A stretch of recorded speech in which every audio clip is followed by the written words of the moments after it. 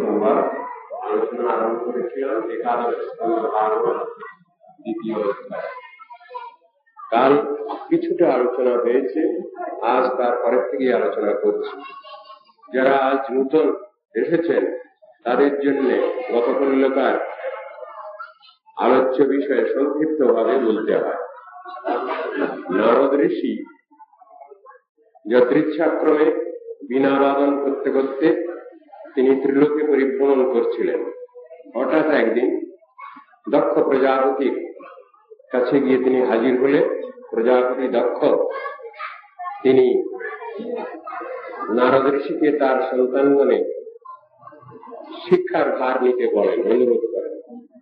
তদনুসারে নারদ ঋষি সে দায়িত্ব নিয়েছিলেন এবং পরবর্তীকালেও তার উপরে আবার একটা অভিসম্পাত এসেছিল দক্ষ প্রজাপতি। নারদ ঋষি দ্বারকাপুরীতে প্রায় মাঝে মাঝে গিয়ে হাজির হতেন। সেইখানে তার সাধন ভজন করবার কিছু নিরিবিলি সময় তিনি করে নিতেন সেখানে। সেই নারদ ঋষি একদিন দ্বারকাপুরীতে হাজির হয়েছেন বসুদেবের গৃহে। তখন মহারাজ বসুদেব নারদ ঋষিকে স্বাগত সম্ভাষণ জানিয়ে তাকে বসতে আসন দিলেন, পূজা ইত্যাদি করে তাকে প্রশ্ন করেছেন। আমরা যেমন প্রাকৃত প্রশ্ন করি তেমন কিছু প্রশ্ন করেন, আত্মকল্যাণজনক প্রশ্নই তার কাছে রেখেছেন এবং বললেন, আপনি এসেছেন আমার ঘরে, আমার গৃহ পবিত্র হয়েছে, আমরা পবিত্র হয়েছি, খুব আনন্দ হচ্ছে আপনাকে দর্শন করে। দেবতাগণের চরিত্রের সঙ্গে পরবর্তীকালে ভক্তের চরিত্র একটা তুলনা করেছেন। সেখানে দেখাচ্ছেন দেবতার থেকেও ভক্ত বড়। আবার বলছেন দেবতাগণ তারা কর্মচারিণী, দীনবৎসল সাধুগণ থেকে তারা কোন অংশে বড় নয়। ঠিক এইভাবে বসুদেব মহারাজ নারদ ঋষির কাছে নিজের দৈন্যক্তি প্রকাশ করছেন। শেষের দিকে তিনি বলছেন, আমার গৃহ পবিত্র হয়েছে, আমি ধন্য হয়েছি, তথাপি আমি আপনার কাছে সনাতন ভাগবত ধর্মতত্ত্ব শ্রবণ করবার জন্য আগ্রহী। যে সনাতন ধর্ম শ্রবণ করলে, অনুশীলন করলে মর্তমানব শ্রদ্ধাপূর্বক যদি অনুশীলন করে সেই ভাগবত ধর্ম, তাহলে তিনি মৃত্যুর হাত থেকে সদ্য রক্ষা পান, তিনি মৃত্যুঞ্জয় হতে পারেন। আমরা গতকাল এই পর্যন্তই আলোচনা করেছিলাম। আজ এর পরের থেকে আলোচনা শুরু করছি। শ্রীশুক উবাচ রাজন এবং কৃত প্রশ্ন বসুদেবেন ধীমতা প্রীতস্তমাহ দেবর্ষের হরে সংস্মরিত গুণে। সুখদেব বলছেন, হে রাজন পরীক্ষিত, বিবেকী বসুদেবের এইরূপ প্রশ্নে ভগবান হরির বর্ণনীয় গুণ সমূহ স্মরণ হয় দেবর্ষি নারদ অত্যন্ত প্রীত সন্তুষ্ট হলেন। কেন? যিনি যে বিষয় নিয়ে আলোচনা করেন, চিন্তা ভাবনা রাখেন, সেই সম্বন্ধেই প্রশ্নটা হয়েছে। আত্মকল্যাণকারী জীব আত্মকল্যাণ চিন্তাই রত থাকবেন, শ্রী ভগবানের নাম রূপ গুণ লীলা কথাই অনুশীলন আলোচনা অভ্যাস করবেন। ঠিক প্রশ্নটা সেই জাতীয়ই হয়েছে। তাই নারদ ঋষি খুব সন্তুষ্ট হয়েছেন প্রশ্নকর্তার দিকে তাকিয়ে। খুব সুন্দর প্রশ্ন হয়েছে, এমন প্রশ্ন আমার কাছে কেউ করে না কোনদিন। জগতের লোক খাওয়া পড়া থাকার চিন্তা ভাবনাই নিয়ে চলে, আমাকেও সেই জাতীয় প্রশ্নেরই মীমাংসা করতে বলে। কিন্তু আজ এমন সুন্দর প্রশ্ন হয়েছে যাতে আমার অন্তরাত্মা সুখ শান্তি লাভ করল। নারদ ঋষি উত্তর দিতে লাগলেন, শ্রী নারদ উবাচ सम्यक एतद अवसितं भवता सात्ततर्षभ यत् पृच्छसि भागवतं धर्मंस्तं विश्वभावना। हे যাদব প্রবর, আপনি বিশ্ব বিশোধন ভাগবত ধর্ম বিষয়ে প্রশ্ন করেছেন, সুতরাং আপনার প্রশ্ন খুব সুন্দর হয়েছে, এটা অতি উত্তম প্রশ্ন হয়েছে, এমন প্রশ্ন কেউ করতে পারেন না। প্রশ্নকারী প্রশংসা করছেন। শ্রুতোপঠিত ধ্যাত আদৃত বা অনুমোদিত সদ্য পুনাতি সদ্ধর্ম দেব বিশ্বদ্রুভোপি। প্রথমে সনাতন ধর্ম ভাগবত ধর্ম কথা বলতে গিয়ে নারদ ঋষি বলছেন, এই ভাগবত ধর্মের শ্রবণান্তর স্বয়ং পঠন, ধ্যান, সমাদর এবং অনুমোদন যিনি করবেন তাদেরই কল্যাণ লাভ করবেন। দেবদ্রোহী বিশ্বদ্রোহীগণকেও এই সনাতন ধর্ম পবিত্র করে থাকেন, সদ্য সদ্য এ ক্ষমতা রাখেন এই ভাগবত ধর্ম।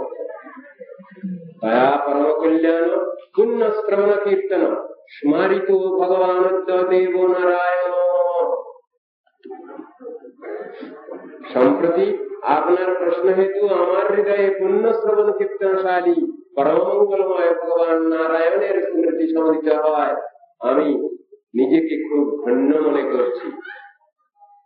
ভগবত কথা শ্রবণের সুযোগ, কীর্তনের সুযোগ, স্মরণের সুযোগ সবটাই বিশেষ সুখাবহ, বিশেষ ভাগ্যের কথা। পরীক্ষিত রাজের কাছে বর্ণনা করছেন সুত গোস্বামী ভগবত কথা। পরীক্ষিত রাজের প্রশ্নকে প্রথমে তিনি বহুমানন করলেন। যে জাতীয় প্রশ্ন তুমি করেছ, এই প্রশ্ন সকলকে পবিত্র করে। কাকে কাকে? বক্তাকে, শ্রোতাকে এবং সভাস্থ যত ব্যক্তি আছেন সকলকে পবিত্র করে। সুতরাং সেই জাতীয় প্রশ্ন হয় ভগবানের বিশেষ অনুগ্রহ বলেই মনে করছেন নারদ ঋষি।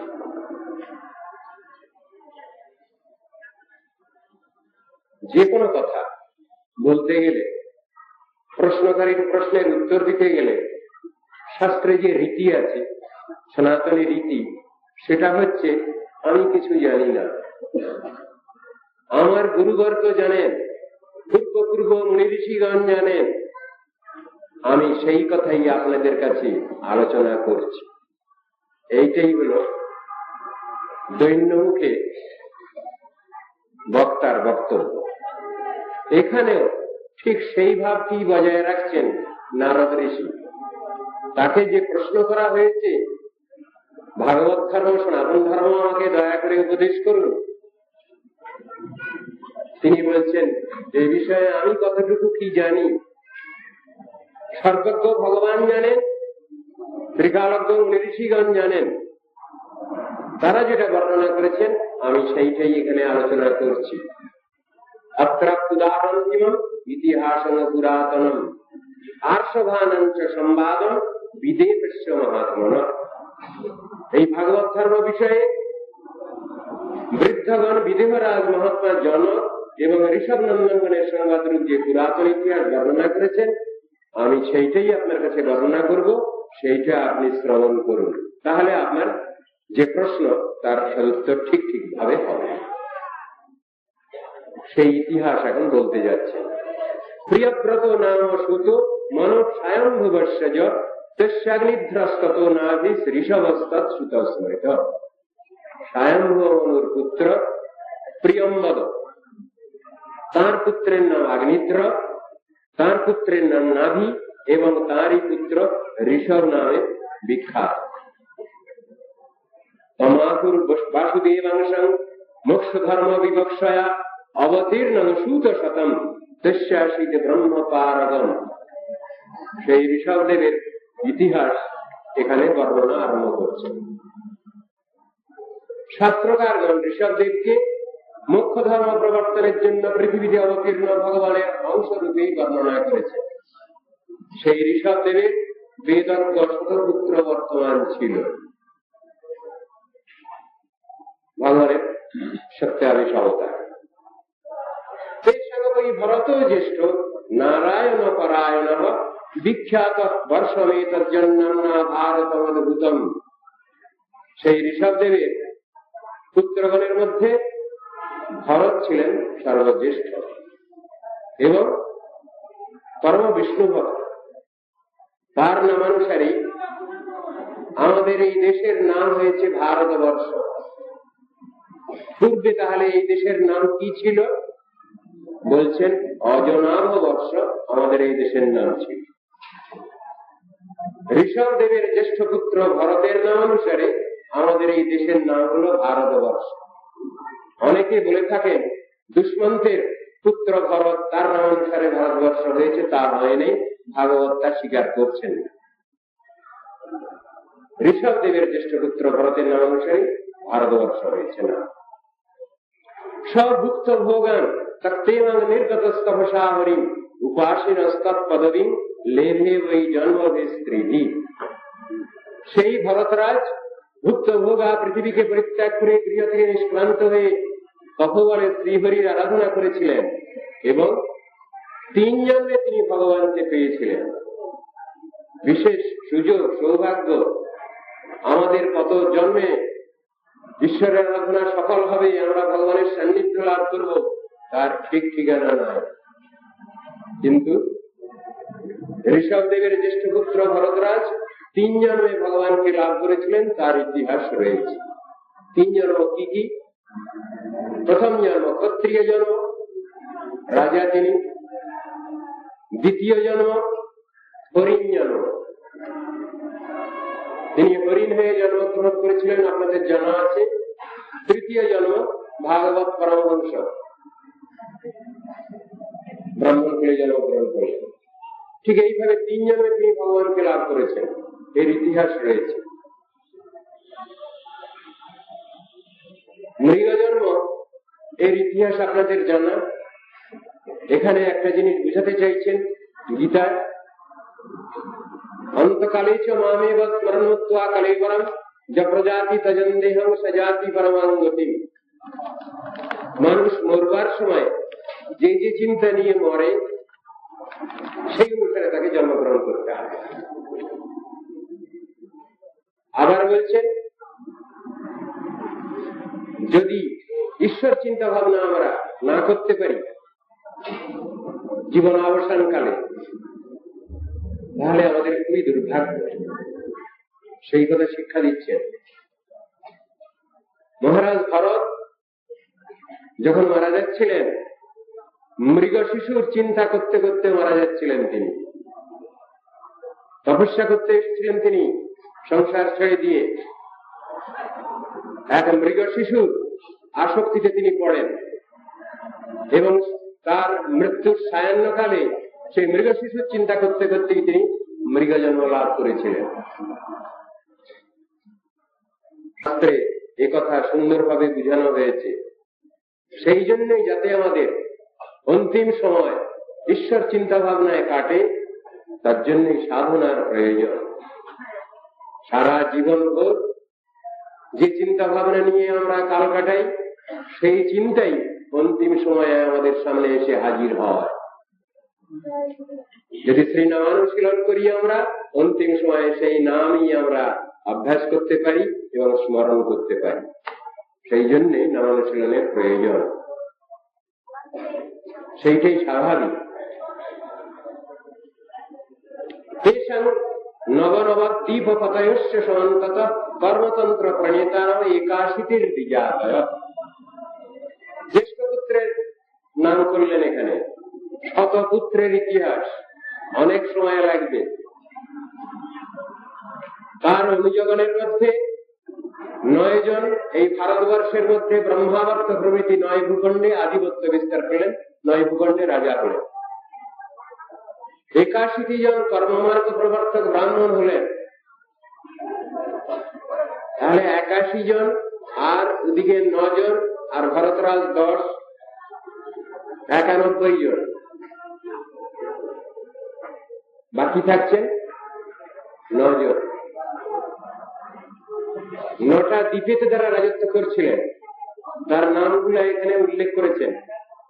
ভারত, কিন্নর, হরি, কুরু, হিরণময়, রণ্যক, ইলাবৃত, ভদ্রাস্য এবং কেতুমার। এই 9 বর্ষে এরা রাজত্ব করছিলেন। নবাভবন মহাভাগা মুনয় উচ্ছার্থ সংসীন শ্রবণা বাকবসনা আত্মবিদ্যা বিশারদা। যে 9 জন পুত্র বাকি আছেন তাদের ইতিহাস বলতে গিয়ে বলছেন যে এই 9 জন মহাপুণ্যশীল, পরমার্থ নিরূপণ তৎপর, শ্রমণ, আত্মবিদ্যা বিশারদ, মুনি ধর্মাবলম্বী। 9 জন হলেন মুনি। শুনলে সবাইরই আশ্চর্যজনিত হতে হচ্ছে। পিতা হচ্ছেন ক্ষত্রিয়, আর তার পুত্রগণের ভিতরে 10 জন হলেন ক্ষত্রিয়, 81 জন হলেন ব্রাহ্মণ, আর 9 জন হলেন নবযোগেন্দ্র, 9 জন ঋষি। এ কি করে হয়? একই পিতার উদরজাত সন্তান। শুনলে অবাক লাগে না? শাস্ত্রে জিনিসটা পরিষ্কার ভাবে বোঝানো হয়েছে। দৈব বর্ণাশ্রম ধর্মের কথা বলা হয়েছে, বৃত্ত ব্রাহ্মণতার কথা বলা হয়েছে শাস্ত্রে। সেই কথাই এখানে বোঝাতে চাচ্ছেন। কে ব্রাহ্মণ? কাল সামান্য আপনাদের কাছে আলোচনা করেছি ব্রাহ্মণকে হে তদক্ষরং গার্গী বিদিত্বা अस्मत् লোকাৎ প্রইতি স এব ব্রাহ্মণ। অক্ষর পরব্রহ্ম ভগবানকে জেনে যিনি এই জগৎ থেকে চলে যেতে পারছেন আত্মতত্ত্বজ্ঞ হয়ে, তিনি হলেন ব্রাহ্মণ।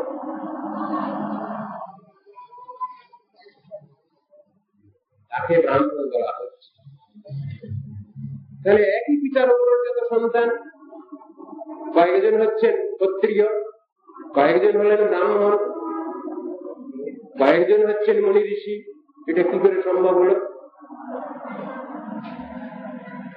গুণগত বিচারের কথা বলছেন শাস্ত্রে। এই গুণগত বিচারের কথাই তুলে ধরা হয়েছে। চাতুর্বর্ণং ময়া সৃষ্টং গুণকর্ম বিভাগশ। গুণকর্মের বিভাগানুসারে আমি বর্ণ ধর্ম নিরূপণ করলাম। একথা আপনারা সবাই আলোচনা করছেন। আবার গীতার মধ্যে সেই প্রসঙ্গেই কথা আরো কিছু বলা হলো। মহি পার্থ ব্যাপাশ্রিত যে বিশু পাপ যৌনয় স্ত্রিয়া বৈশ্যাস তথা শূদ্রস্তেপি জানতি পরাঙ্গতিম। সমান অধিকার দিয়ে দিচ্ছেন, আর অধিকার কম নাই। এক জায়গায় শাস্ত্রে লেখা আছে স্ত্রী শূদ্র দ্বিজ বন্ধুনা ত্রয়ীন শ্রুতি গোচরা, লেখা আছে এক জায়গায়। কিন্তু আবার এখানে তো সমান অধিকার দিচ্ছেন সাধন ভজনে। কিন্তু ব্রাহ্মণা পুণ্য ভক্তা রাজর্ষয়স কথা, তাদের কথা কি বলবো, ব্রাহ্মণগণের কথা। কিন্তু আমাকে আশ্রয় করছে যারা, স্ত্রী বৈশ্য শূদ্র, সবাই আমার সাধন ভজনে অধিকারী। একথা বলছেন শাস্ত্রে। কিছু স্ত্রী স্বাধীনতা হরণ করেছেন শাস্ত্রকারগণ, এমন অনেক সমালোচনা শুনতে পাওয়া যায়। ওইরকম ধরনের 2টি 1টি শ্লোক মনুষ্য সংহিতার ভিতরে পাওয়া যায়। তাতে অনেকেই ভুল ব্যাখ্যা করেন, কিন্তু ভুল ব্যাখ্যার কোনো কারণ নেই। মনুষ্য সংহিতায় এক জায়গায় রয়েছে পিতা রক্ষতি কৌমারে ভর্তা রক্ষতি যৌবনে বার্ধক্যে চ সুতো রক্ষে ন স্ত্রী স্বাতন্ত্র আপনুয়া। শ্লোকটি বালিকা কন্যা অবস্থায় পিতার অধীনে থাকে, পিতাই তার ভরণ পোষণ লালন পালন করেন। ভর্তা রক্ষতি যৌবনে, যুবতী বয়সে তার ভর্তা তার স্বামী তার রক্ষণাবেক্ষণ করেন।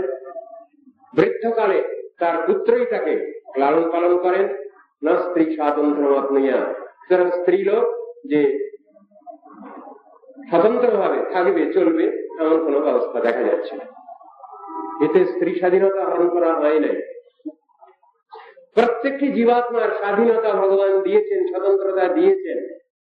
কাল এটুকু আলোচনা করা হয়েছে। সেই স্বাধীনতা রত্ন, সেই স্বাধীনতা সংরক্ষণ করবার জন্য তাকে উপযুক্ত পরিবেশও ভগবান দিয়ে দিয়েছেন, বুদ্ধিবৃত্তি দিয়েছেন, বিচক্ষণতা দিয়েছেন, বিবেক দিয়েছেন। আমি তোমায় সব সম্পদের অধিকারী করলাম, তুমি বুদ্ধি বিবেচনা করে চলো। সেই স্বতন্ত্রতার তুমি অপব্যবহার করো না। আমি ভালোও করতে পারি, খারাপও করতে পারি, এর নামই স্বাধীনতা। কিন্তু খারাপ করব না, ভালোটাই করব আমি, এইটাই আমাদের প্রতিজ্ঞা থাকা উচিত। সেইটাই শাস্ত্র শিখাচ্ছেন। এখানে আর্য ঋষিগণের যে বিচারধারা সেইটা এখানে দেখাচ্ছেন। দৈব বর্ণাশ্রম ধর্মের কথা শিক্ষা দিতে গিয়ে বলছেন কি, মুখবাহু রূপাদেভ্য পুরুষশ্রমেই সহ চত্তারো যোগিরে বর্ণা গুণই বিপ্রাদয় কৃতঃ। 4 বর্ণ এবং 4 আশ্রম সেই বিরাট পুরুষ থেকেই উৎপন্ন হয়েছে, সৃষ্ট হয়েছে। কর্তব্য কি আমাদের? জয়ে সংকৃষং সাক্ষাৎ আত্মপ্রভব ঈশ্বরম ন ভজন্তি অবজানন্তি স্থানাদ ভ্রষ্টা পতন্তঃ। যদি আমরা আমাদের মূল মালিক সেই ভগবান, তাকে যদি চিনতে না পারি, তাকে যদি বুঝতে চেষ্টা না করি, আমি আত্মবস্তু, আমি কোথা থেকে এলাম, ভগবানের সঙ্গে আমার কি সম্পর্ক, এসব বিষয়ে যদি আমি আলোচনা না করি, তাহলে সবটাই বৃথা। সেইটাই বলছেন পতন্তঃ। ভগবান যে আমাদের মানুষ বলে সৃষ্টি করেছেন, সেই মনুষ্যত্ব থেকে পতিত হব আমরা, সেই কথাই তো বলেছেন শাস্ত্রে। 4 বর্ণাশ্রমী যদি কৃষ্ণ নেই ভজি, সকর্ম করিতে তারা রৌরবে পড়ি মজে, কথাটা বললেন। ঠিক এই ধরনের কথা তো আরো অনেক আছে। সকল জন্মে পিতা মাতা সবে পায়, কৃষ্ণ গুরু নেই মিলে ভজ হরিয়ায়। সেই সে পরম বন্ধু, সেই পিতা মাতা, শ্রীকৃষ্ণ চরণে যেই প্রেম ভক্তি দাতা। পিতা মাতা কেমন হবেন তাদের বিশেষণগুলি বর্ণনা করছে। ভক্তিদাতা পিতা মাতা। সুতরাং শাস্ত্র তো কারো পক্ষে, সপক্ষে, বিপক্ষে বলেননি কিছু। গীতার ভিতরে ভগবান কৃষ্ণ নিরপেক্ষতা বজায় রেখেছেন। কিভাবে?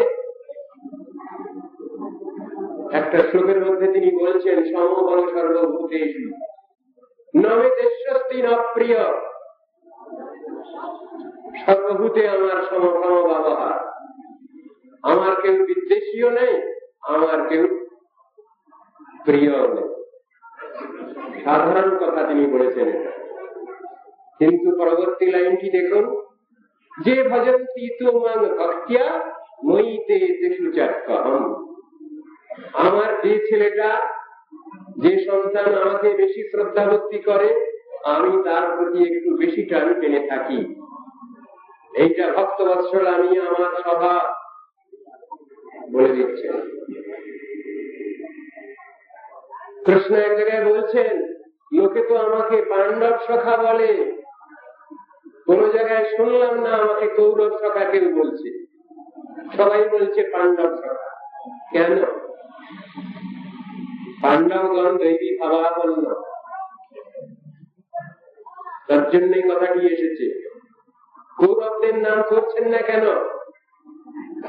তারা বিরোধী গোষ্ঠী, ভগবতী বিরোধী এলিমেন্ট তারা। সেই জন্য কৃষ্ণকে কৌরব সখা বলা হয়নি, পাণ্ডব সখা বলেই তিনি অভিহিত। আমরা গীতা আলোচনা করছি। গীতার 16 অধ্যায়ে ভগবান দৈবী সম্পদ এবং আসুরী সম্পদ ব্যাখ্যা করেছেন।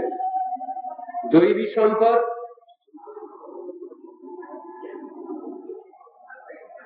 দুটো শ্রেণী এই জগতে আছে।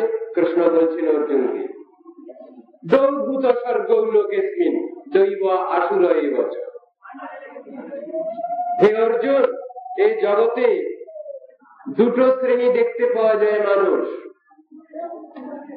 এক হলো দৈবী ভাবাপন্ন আর এক হলো আসুরি ভাবাপন্ন নাস্তিক। এই দুটি শ্রেণী। আসরিক শ্রেণীর তালিকা দিয়ে গেছেন। অসত্যম প্রতিষ্ঠান্তে জগদাহুর অনিশ্বরম অপরস্পর সম্ভূতম কিমন্যৎ কাম হইতুকম। আমার মাননীয় শ্রোত্রী মন্ডলী, পণ্ডিতবর্গ সব বসে আছেন। অসত্যম প্রতিষ্ঠান্তে, ব্রহ্মসত্য জগন মিথ্যা, সেই তত্ত্ব নিয়ে যারা চলছেন। জগদাহুর অনিশ্বরম, আর এক দল বলছেন যে এই জগতে ভগবান টগবান কিছু নাই, স্রষ্টা বলে কেউ নেই, মালিক বলে কেউ নেই। আর এক দল বলছেন অপরস্পর সম্ভূতম, আমাদের বৈশিষ্ট্য দর্শন অ্যাটমস মলিকিউলস থিওরি বলছেন অনুপরমাণু সংঘাতে জগতের সৃষ্টি হয়েছে। কাম বৈদিকম, সেই ভগবান আমাদেরকে সৃষ্টি করেছেন, তার কামনা বাসনা চরিতার্থ করেছেন, আমাদের কল্যাণের জন্য আমাদের সৃষ্টি করেননি। ঠিক এই জাতীয় নাস্তিকবাদ জগতে বিস্তৃত হয়েছে। নাস্তিকগণের তালিকা এইভাবে ভগবান দিয়ে গেছেন পরপর। আবার দুর্লভ মনুষ্য জন্ম পেয়েছি আমরা, বিকলাঙ্গ দেহ, ইন্দ্রিয় বৃত্তি, সুষ্ঠু ইন্দ্রিয় বৃত্তি লাভ করেছি আমরা। বলছেন এই জীবনটা যদি সদ্ব্যবহার না করি তাহলে কি হচ্ছে? যদি ঈশ্বরের চিন্তা ভাবনা না করা যায়, আত্মকল্যাণ চিন্তা যদি আমরা না করি,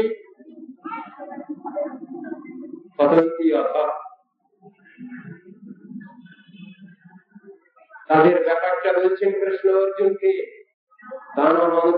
ক্রুরান সংসারে রাধমান ক্ষিপানি অশুভান আসুরিষি হয়ে ভজনেশু আসুরি জনিমাপন্না মূঢ়া জন্মনি জন্মনি মা প্রত্যৈব কৌন্তে তত জানতি অধমান গতিম। কি হয় তাহলে? এই মনুষ্য জন্ম থেকে আবার পশু জন্মে চলে যাচ্ছি, কৃমি কীট খুলে চলে যাচ্ছি, বৃক্ষ তৃণগুলতা হয়ে জন্মগ্রহণ করছি আচ্ছাদিত চেতন রূপে। এই তো আমাদের দুর্দশা। বৈজ্ঞানিক ক্ষেত্রে দেখতে পাওয়া যায়, ডারউইন সাহেব তিনি ইভলিউশন থিওরি ব্যাখ্যা করেছেন ফ্রম এপ টু ম্যান, কিন্তু তিনি মানুষই সব থেকে শ্রেষ্ঠ বলে শেষ করেছেন। তারপরে আর কিছু নেই, তার কোনো উন্নতি নেই, এ কথা বলেছে। আমাদের সনাতন আর্য ঋষিগণ সে কথা স্বীকার করেননি। তারা বলছেন এর পরেও আরো কিছু উন্নতি আছে, এই মানুষ দেবতা হতে পারেন, সে সুযোগ আছে। ম্যানলিনেস ইজ নেক্সট টু গডলিনেস, কথাটা বলা হয়েছে। কবিও একজন বললেন, সবার উপর মানুষ সত্য, তাহার উপরে না। মেকারে বলেছেন, more than a man you cannot be. কি কথা বুঝাতে চেয়েছেন?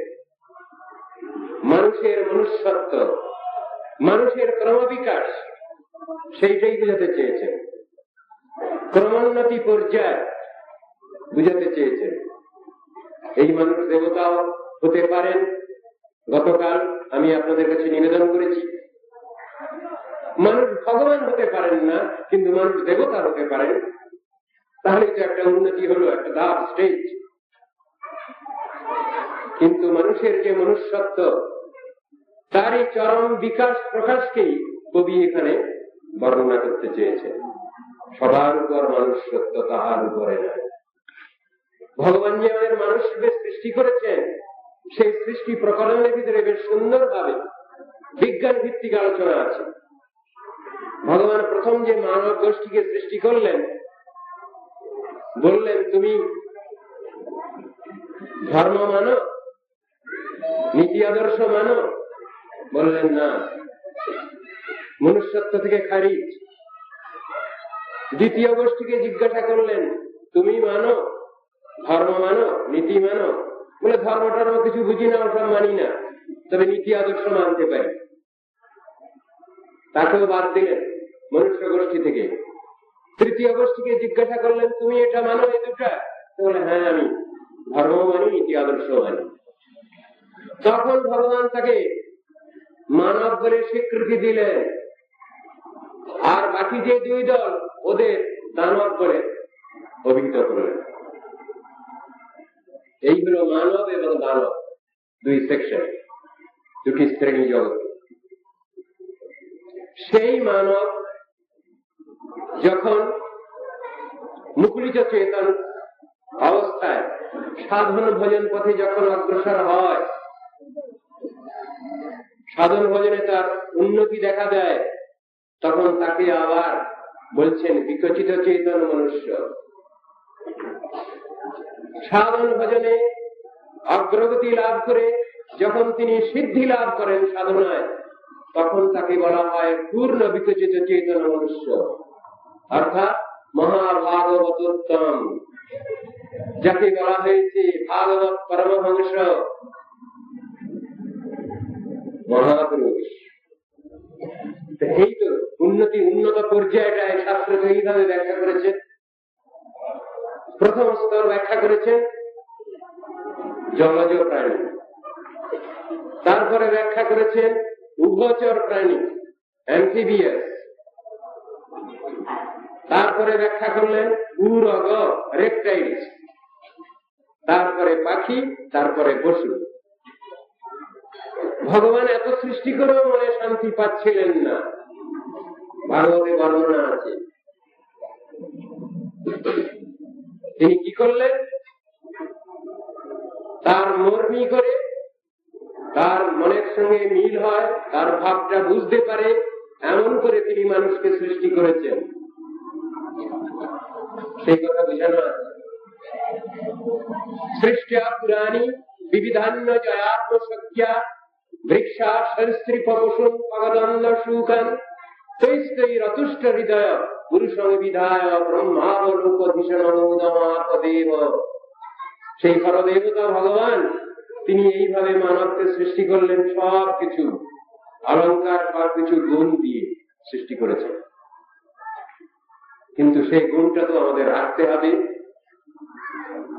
সে গুণের অধিকারী তো আমাদের হতেই হবে, তার প্রকাশ তো দেখাতে হবে, তবেই না মানুষ, তবেই না মানব আমরা।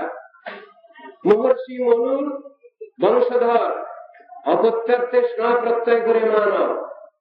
মহর্ষি মনুকে তিনি আমাদের পূর্বপুরুষ, তিনি আমাদের উপরওয়ালা, তিনি যে সংবিধান জানিয়েছেন, বুঝিয়েছেন, সেটা আমাদেরকে মেনে নিতে হয়। উল্টো পাল্টা করলে তো হয় না, তাহলে আমরা মানব কি করে হব? তাহলে মনুর বংশধর, মনুর সন্তান কি করে হচ্ছি আমরা? সেই জন্য বলছেন আমাদের পূর্বপুরুষগণকে, মুনি ঋষিগণকে মেনে নিতে হচ্ছে। তারা যে আমাদের সুপিরিয়র, গুরুজন, উপরওয়ালা, এই স্বীকৃতি আমাদের দিতেই হচ্ছে। খুবই দুঃখের বিষয় হয়েছে আজ যে আমরা পাশ্চাত্য দর্শন আলোচনা করি, কিন্তু ভারতীয় দর্শন সুষ্ঠুভাবে আলোচনার ক্ষেত্র নাই। আজ আমার দেশের ছেলেমেয়েরা আজ দর্শন শাস্ত্র পড়েন, কিন্তু ভারতীয় আর্য ঋষিগণের বিচারধারা, সুষ্ঠু চিন্তাধারা তারা বুঝতে চেষ্টা করছেন না, তাদের সে সুযোগটা নেই। পাশ্চাত্য দেশের বহু দার্শনিকের নাম আমরা করতে পারি আজ, কিন্তু ভারতীয় আর্য ঋষিগণ, তাদের নামগুলো আমরা শিখি নাই। তাদের কার কি দার্শনিক বিচার, মতবাদ, সেটা নিয়েও আলোচনা করবার আমাদের অবসর না। মনু, অত্রি, যাজ্ঞবল্ক্য, উষণা, অঙ্গিরা, যম, আপস্তম্ভ, সম্বর্ত, কাত্যায়ন, বৃহস্পতি, পরাশর, ব্যাস, শঙ্খ, লেখিতা, দক্ষ, গৌতম, শতাত, বশিষ্ঠ ইত্যাদি ঋষিগণ যে তত্ত্বদর্শন আদিকে জানিয়েছেন, সমাজ কিভাবে চলবে, সেগুলো আমাদের বর্তমানে আলোচনার বিষয় নয়, ওগুলোর প্রয়োজন বোধ করছি না আমরা, অথচ আমরা সুষ্ঠু সমাজবাদী হতে চাচ্ছি। সোশ্যালিজম তো কথায় কথায় বলছি আমরা, কিন্তু বাস্তব সমাজবাদ কোনটা? সমাজ কি নিয়ে চলবে, কোনটাকে লক্ষ্য করে চলবে? নীতি আদর্শ বলে যদি কথাটা থাকে, তাহলে সেই নীতি আদর্শ কাকে লক্ষ্য করে? ভগবানই হলেন ধর্মের ধারক বাহক। সেই জন্যই সনাতন শাস্ত্রেতে রয়েছে ধর্মন্তু সাক্ষাৎ ভগবৎ প্রণীতম। ভগবান ধর্ম সৃষ্টি করেননি, কোন মানুষের সনাতন ধর্ম সৃষ্টি করেনি। সনাতন ধর্ম ভয় থেকে ভক্তি থেকে হয়নি। এগুলো ভুল কথা, বাজে কথা। সনাতন ধর্মের ইতিবৃত্ত ইতিহাস রয়েছে সুন্দর। আত্মবৃত্তির জাগরণকেই সনাতন ধর্ম বলা হয়েছে এবং সেটা বিশ্ব ভ্রাতৃত্বই প্রমাণ করেছে। আমরা সমান, এই জিনিসটা কোনোভাবেই প্রমাণ করা যায় না। কেবলমাত্র এক আত্মধর্মেই তার স্বীকৃতি রয়েছে। সাম্য, স্বাধীনতা, মৈত্রী, এই কথাগুলো সনাতন ধর্মেরই কথা, সনাতন শাস্ত্রেতেই আছে এগুলো। রাজনীতি ধার করে এই কথাগুলো বলতে আরম্ভ করেছেন আজ। কথাটা সনাতন শাস্ত্রেরই শব্দগুলো। লিবার্টি, ইকুয়ালিটি, ফ্রেটার্নিটি, এই কথাগুলো সনাতন শাস্ত্রে, অন্য কোনো কারো কথা নয় এগুলো। শ্রী ভগবানকে ভালোবাসতে হবে, জীবাত্মাকে ভালোবাসবে, পরমাত্মাকে ভালোবাসবে। সেই ধর্মের নামই হল সনাতন ধর্ম। তার নামই ভাগবত ধর্ম, তার নামই আত্মধর্ম, তার নামই নিত্য ধর্ম। সেইভাবেই তো শাস্ত্রে বিবৃত হয়েছে সব কিছু কথা। আমরা কিন্তু সেই সনাতন ধর্ম বুঝতে চাচ্ছি না। আবার একটা গুয়া বাজারে রয়েছে, সব ধর্ম সমান। এই কথা আপনারা সবাই শুনছেন। সব ধর্মটা সমান কি করে হয়? প্রত্যেক ধর্মে তো কতগুলো নীতি আদর্শ আছে। সনাতন ধর্মের কতগুলো মূল নীতি আদর্শ, প্রিন্সিপাল কতগুলো আছে, যেগুলো বেদ, বেদান্ত, উপনিষদ, গীতা, ভাগবত, রামায়ণ, মহাভারত ইতিহাসে বর্ণিত হয়েছে। অন্য ধর্মের তো নীতি আদর্শ গুলো আর এক রকমের। একদল ভগবানের আকার স্বীকার করছেন না, নিরাকারবাদী। আর একদল ভগবানের আকার স্বীকার করছেন। দুটোই তো ক্ষেত্র আছে। একদল ভগবানের শক্তি স্বীকার করছেন না, আর একদল ভগবানের শক্তি স্বীকার করছেন। শাস্ত্রে দুটি দলের কথা বলেছেন, নাস্তিক্য দলের কথা বহু রয়েছেন, তার ভিতরে দুটি দলের কথা উল্লেখ করা হয়েছে। একদল শক্তিকে মানেন, শক্তিমানকে মানতে চাচ্ছেন না, আর একদল শক্তিমানকে মানেন, শক্তিকে মানতে চাচ্ছেন না। এই দুই দলই হল নাস্তিক। কেবল শক্তিমানকে মানছেন, শক্তিকে অস্বীকার করছেন, তারা এক প্রকার নাস্তিক। আর কেবল শক্তিকে মানেন, শক্তিমানকে মানছেন না, তারা আর এক প্রকার নাস্তিক। এই দুই প্রকার নাস্তিকের উদাহরণ ভাগবতে দেওয়া আছে। রাবণ হচ্ছেন শক্তিকে হরণ করছেন, শক্তিমান থাকেন থাকুন, শক্তিকে হরণ করবো আমি। এইগুলো রাবণের প্রচেষ্টা, অপচেষ্টা। আর কংস সে শক্তিকেই নষ্ট করতে চাচ্ছে, শক্তিমান থাকে থাকুক। দুটো উল্টো বিচার। তত্ত্বদর্শন তা নয়, সনাতন শাস্ত্রে স্বীকৃত হয়েছে শক্তি এবং শক্তিমান এই দুই তত্ত্বকে একই সঙ্গে মানতে হবে, যুগপৎ সাইমালটেনিয়াসলি মানতে হবে। তাহলে তত্ত্বদর্শন স্বীকৃত হয় না। এটা হলো সনাতন ধর্ম তত্ত্ব, একসঙ্গে মানতে হবে। যখনই আমি কেবল শক্তির কথা বলি, তখন সেই শক্তি কার আশ্রয়ে আছে প্রশ্ন উঠবে। শক্তি শব্দ নিয়ে যখনই বিশ্লেষণ করব, তখনই বিচার আসবে শক্তি হলো গুণবাচক বিশেষ্য, নয় কি? গুণবাচক বিশেষ্য শক্তি, প্রকৃতি। প্রকৃতি বা শক্তি কারো আশ্রয়ে থাকবেন, পৃথক ভাবে থাকবার কোন ক্ষমতা নাই। শক্তিমানের আশ্রয়ী, শক্তির অবস্থান প্রকৃতির অবস্থান, সেই কথা বুঝাচ্ছে। সুতরাং শক্তি শক্তি মতো ভেদ, এই যে বেদান্ত দর্শন বিচার দেখাচ্ছেন, এটা সুন্দরভাবে বুঝবার চেষ্টা রাখতে হবে আমাদের। রাধা কৃষ্ণ হইছে দুই একই স্বরূপ, লীলারস আস্বাদিতে ধরে দুই রূপ। কথাটা বললেন, একমেব সচ্চিদানন্দ সাদি রূপম তত্ত্ব দ্বিধা আবির্ভূতম। সেই কথাটাই যেন হয়েছে ওই দুটি পয়েন্ট। একই সচ্চিদানন্দ বিগ্রহ, তিনি দ্বিধা বিভক্ত হয়েছেন লীলা বিলাসের উদ্দেশ্যে, কিন্তু তত্ত্ব লীলা পুরুষোত্তম। তত্ত্ববস্তু শক্তি নন, তিনি লীলা পুরুষোত্তম। সেই পুরুষোত্তম শব্দেরই ব্যাখ্যা সব জায়গায় দেওয়া হয়েছে, বেদে, বেদান্তে, উপনিষদে, গীতার মধ্যেও ব্যাখ্যা দেওয়া হয়েছে তার পুরুষোত্তম তত্ত্ব। উপনিষদে বলছেন খরাক্ষরাভ্যাং পরম শৈব পুরুষোত্তম চৈতন্যক্ষম পরম তত্ত্বং সর্বকারণ কারণম। সেই চৈতন্যক্ষ পরতত্ত্ব ভগবানকে, সর্বকারণ কারণ ভগবানকে আমি প্রণাম করি বলছেন। সেই পুরুষোত্তম তত্ত্ব তো গীতার মধ্যেও ব্যাখ্যা করা হয়েছে। আপনি বলছেন সে পুরুষোত্তম কি সাধারণ একজন মানুষকে বললেন? তা তো বলেন নেই। নরোত্তম শব্দের অর্থ, পুরুষোত্তম শব্দের অর্থ একই রকম, কিন্তু শাস্ত্রীয় যে পুরুষোত্তম তত্ত্ব সেটা কি প্রাকৃত?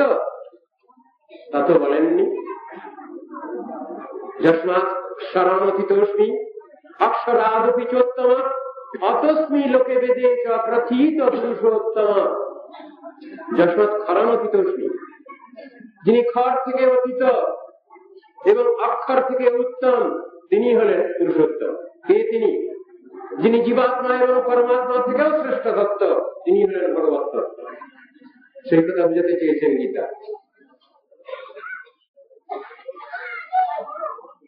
পরতত্ত্ব, ভগবান শব্দটা বলছেন সুপারলেটিভ ডিগ্রি। ব্রহ্ম, পরমাত্মা, ভগবান। ব্রহ্ম শব্দ যদি পজিটিভ শব্দ হয় তাহলে কম্পারেটিভ শব্দ পরমাত্মা, এবং ভগবান শব্দটা হল সুপ্রিম লর্ড, অলমাইটি লর্ড, তিনি সুপারলেটিভ ডিগ্রি। সেই কথা বোঝানো হয়েছে। ভগবান শব্দটা পূর্ণ শব্দ, ভগবত তত্ত্বের পূর্ণ তত্ত্ব প্রকাশক শব্দ ভগবান। সেই জন্য ওর পিছনে আর কোনো উপসর্গ দেওয়া যাচ্ছে না। ব্রহ্ম শব্দের আগে পরব্রহ্ম দেওয়া যাচ্ছে, পর শব্দ লাগানো যাচ্ছে সুপারলেটিভ ডিগ্রি তৈরি করবার জন্য। কিন্তু ভগবান শব্দের আগে কোনো উপসর্গ বসানো হয় কি? পেয়েছেন আপনারা এমন কোন শব্দ? উপভগবান, মহাভগবান এমন কিছু পেয়েছেন? কোন জায়গায় হয় না। যেহেতু ভগবান শব্দটা চরম তত্ত্ব প্রকাশক শব্দ। শাস্ত্রের তত্ত্ব দর্শনগুলো বেশ সুন্দরভাবে বুঝিয়েছেন। আমার মায়েরা সামনে বসে আছেন, এরা বোধহয় সবগুলো বুঝতে পারছেন না তত্ত্ব দর্শন, কিন্তু আজ তো আলোচ্য বিষয় এইটাই। সারা জীবন ভর তো আমরা শুধু গল্পই তো গিলে গেলাম। শিক্ষার বিষয় তো তত্ত্ব দর্শন, নীতি আদর্শ। সেই জন্যই না আখ্যান উপাখ্যানের অবতারণা শাস্ত্রে, সমস্ত শাস্ত্রে, নিখিল শাস্ত্রে তাৎপর্য শাস্ত্রে দুটি লাইনের মধ্যে বলেছেন। আপনাদেরও অনেকেরই জানা আছে। বেদ, বেদান্ত, উপনিষদ, গীতা, ভাগবত, রামায়ণ, মহাভারত আদি শাস্ত্রের মূল কথা একটি শ্লোকের মধ্যে আমাদের জানিয়ে দিয়েছেন শাস্ত্র। নাট্যে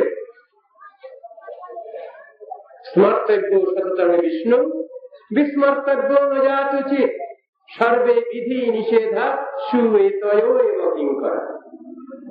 এই দুটি শব্দ, স্মর্তব্য সততমে বিষ্ণু। আমরা সবাই সব সময় যেন সেই ভগবানকে স্মৃতি পথে রাখি। এইগুলো মূল পজিটিভ শব্দ, মুখ্য শব্দ। আর নেগেটিভ শব্দ কি? বিস্মর্তব্য নজাত উচিত। সেই ভগবানকে যেন কখনো আমরা বিস্মৃত না হই, না ভুলে যাই। এই দুটি কথা বুঝাবার জন্য নিখিল বেদ বেদান্ত উপনিষদ গীতা ভাগবতের প্রয়োজন হয়েছে, এই দুটি কথাকে বুঝাবার জন্য। সুতরাং সমস্ত শাস্ত্র এই পজিটিভ নেগেটিভ সাইড নিয়ে বুঝানো হয়েছে। এই জিনিসগুলো অনুশীলন করো, অভ্যাস করো, তোমাদের কল্যাণ হবে। আর এইগুলি তোমরা বর্জন করো, তাহলে তোমাদের লাভ হবে বলছে। তত দুঃসঙ্গ সৃজ্য সৎসু সজ্জেত বুদ্ধিমান। দুঃসঙ্গ বর্জন করো, সৎসঙ্গ গ্রহণ করো। দুঃসঙ্গ কি এটা যদি জানা না থাকে আমাদের, তাহলে কি করে পরিত্যাগ করবো সেটা? আর সৎসঙ্গ কি সেটা যদি না জানা থাকে তাহলে কি করে গ্রহণ করবো সেটা? সুতরাং সৎসঙ্গ দুঃসঙ্গ সম্বন্ধে আমাদের বাস্তব ধারণা থাকা চাই, তাহলে আমি কোনোটা ছাড়তেও পারি না, কোনোটা গ্রহণ করতে পারি না। সেই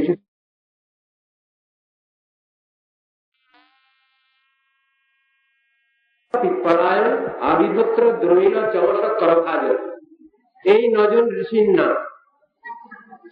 এরা তয়েতে ভগবদ রূপম বিশ্বং সদাত্মকম আত্মন্যতিরেকেন পশ্যন্ত বচনমহিম। এই নবযোগেন্দ্র বা নজন ঋষি এরা যেখানেই যেতেন একই সঙ্গে যেতেন, সব জায়গায় একই সঙ্গে যেতেন নয় ঋষি। আজকালকার বাজারে নজন ঋষির একসঙ্গে উপস্থিতি নিশ্চয়ই বিপদ ঘটিয়ে দেবে। গৃহস্থ পেরে উঠবেন না তাদের যত্ন নিতে, কিন্তু নজন ঋষি নজনই একই সঙ্গে যাচ্ছেন যেখানে যান, নয় ভাই, কেউ কত ছড়ানো ছড়াছড়ি নয়। এদের অবস্থা বর্ণনা করছেন, এদের অধিকার বর্ণনা করছেন। এরা কিরকম? স্থূল সূক্ষ্মাত্মক ভগবৎ স্বরূপভূত এই বিশ্বকে নিজ থেকে অভিন্ন রূপে দর্শন করতেন এবং সেইভাবেই তারা পৃথিবীকে পর্যটন করতেন। সমদর্শী সাধু এই নজন, কারো প্রতি হিংসা বিদ্বেষ ছিল না, সকলের প্রতি স্নেহ মমতা ছিল এবং সমগ্র বিশ্বই আমার বন্ধু, আত্মীয়, স্বজন, কুটুম, ঠিক এইরকম ধরনের বিচারটা নিয়ে তারা সমগ্র জগতে পরিভ্রমণ করতেন, ভগবানের গুণগান করতেন। অব্যাহতিষ্ঠকতায় অসুর সিদ্ধ সাধ্য গন্ধর্ব যক্ষ নরকিন্নর নাগনৌকান মুক্তাশ্চরন্তি মুনিচারণ ভূতনাথ বিদ্যাধর বিয়োগমানিকাম। সেই নয়ন ঋষির অব্যাহত গতি ছিল, স্বর্গমর্ত পাতাল সব জায়গায় যখন যেখানে খুশি সেখানে চলে যেতে পারতেন তারা। তাদের কেউ কখনো বাধা দিত না এবং তাদের সেই রকমই শক্তি সামর্থ্য ছিল। আর কোন অপ্রবিদ্ধ সাধ্য গন্ধর্ব যক্ষ কিন্নর নাগ মুনি চারণ বিদ্যাধর সব লোকে তারা গ্রহণ করছে। সাধন ভজনের বল।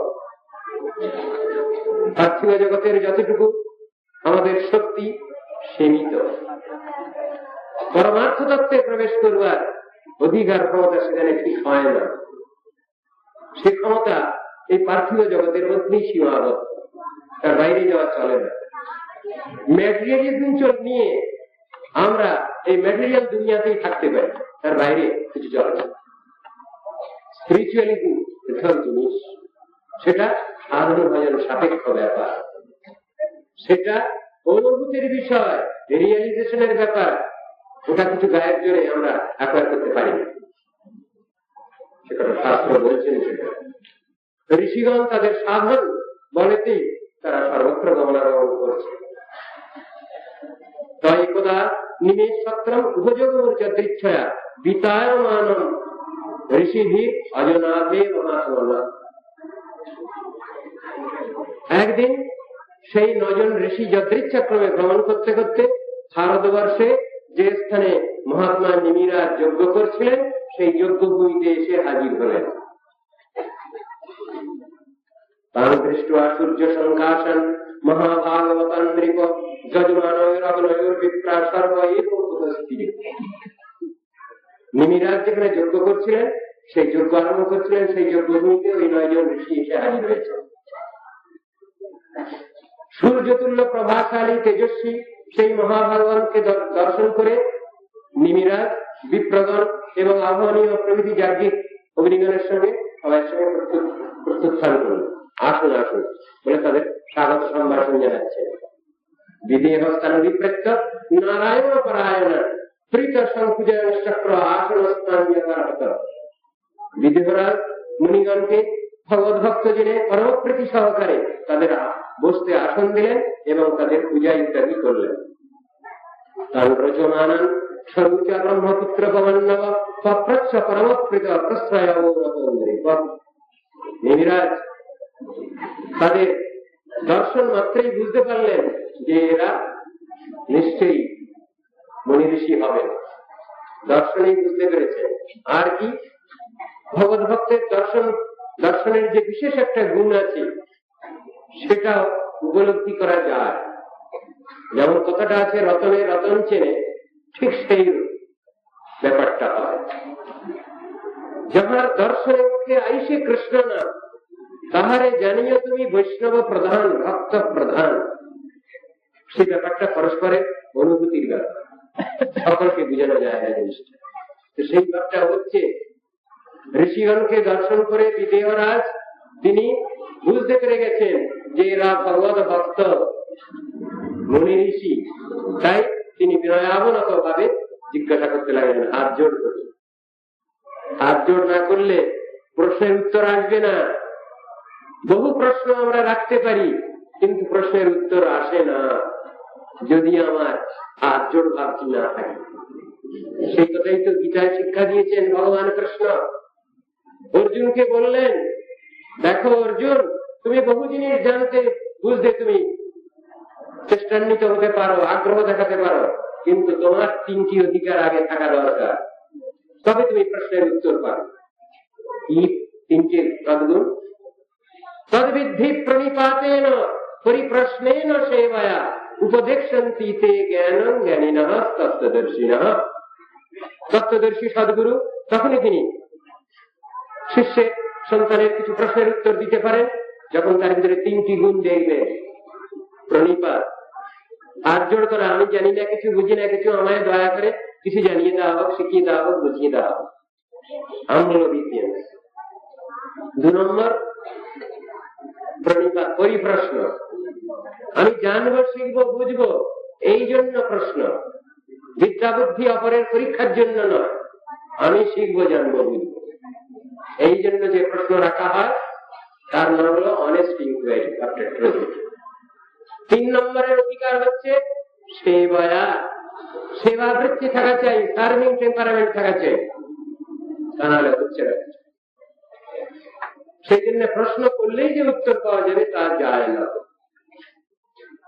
আমাদের দেশেরই একটি ছেলে গিয়েছিল সশরীরে জমালয়, আপনাদের জানা আছে? সশরীরে জমালয়ে গিয়েছিল আমাদের দেশের একটি ছেলে, নাম হচ্ছে তার নাচিকেতা। বাবার সঙ্গে ঝগড়া হয়েছিল, বৃদ্ধ গাভীগুলো দান করছিলেন তার পিতা। ওই বাচ্চা শিশু বলল, তুমি এই বৃদ্ধ গাভীগুলো দান করছো কেন? এরা বাচ্চাও দেবে না, দুধও দেবে না, 2 দিন বাদে মরে যাবে, এটা তোমার কি পুণ্য হবে? পিতা ক্রুদ্ধ হচ্ছে। তারপরে ছেলে তখন রাগ করে বলছে, তুমি আমাকে কাকে দিচ্ছ? পিতা ক্রুদ্ধ হয়ে বললেন, যা যমরাজকে দিলাম। যমরাজকে দিলে? আচ্ছা তাহলে চললাম। ছেলেও সাধারণ শিশু নয়, তারও সেই রকম সাধন ভজনের বল ছিল। ওই বাচ্চা সশরীরে যমরাজের ওখানে গেছে, যমরাজ তখন অনুপস্থিত। যমরাজকে আপনারা বলতে পারেন সার্কেল অফিসার। তিনি বাইরে গিয়েছিলেন ট্যুরেতে, 3 দিন অনুপস্থিত, কিন্তু কোন সেবা টেবা নিচ্ছেন না সেই বালক। যমরাজের গৃহিণী সামলা এসে অনেক অনুরোধ করতে লাগলেন, আপনি আমাদের মাননীয় অতিথি, ভিআইপি গেস্ট, দয়া করে আমাদের সেবা গ্রহণ করুন। হবে না, আমি যার সঙ্গে দেখা করতে এসেছি তার সঙ্গে আগে দেখা হবে, কথাবার্তা হবে, তারপর। 3 দিন উপবাসী হয়ে সেই দরের গোড়ায় বসেছিলেন। এসে হাজির হয়েছেন যমরাজ, এসে দেখেন মাননীয় অতিথি, সাষ্টাঙ্গে প্রণাম করলেন।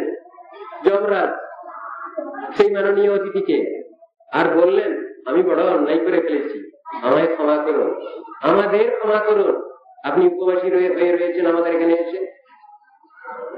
তো এই অন্যায়ের জন্য আমি 3টে বর দিতে চাই আপনাকে, আপনি সেই 3টি বর গ্রহণ করুন। প্রথম বর, আমার বাবা আমার পরে খুব অসন্তুষ্ট হয়েছেন, তার যেন রাগ পড়ে যায়, আমাকে যেন পুনরায় পূর্ববৎ স্নেহ মমতায় আমাকে দেখেন যেন, তথাস্তু। দ্বিতীয় বর, আমি আত্মতত্ত্ব জানতে চাই, বুঝতে চাই, সেটা উপদেশ করলেন। তৃতীয় বর, আমি জন্ম মৃত্যু রহস্য জানবো, আমায় বলতে হবে।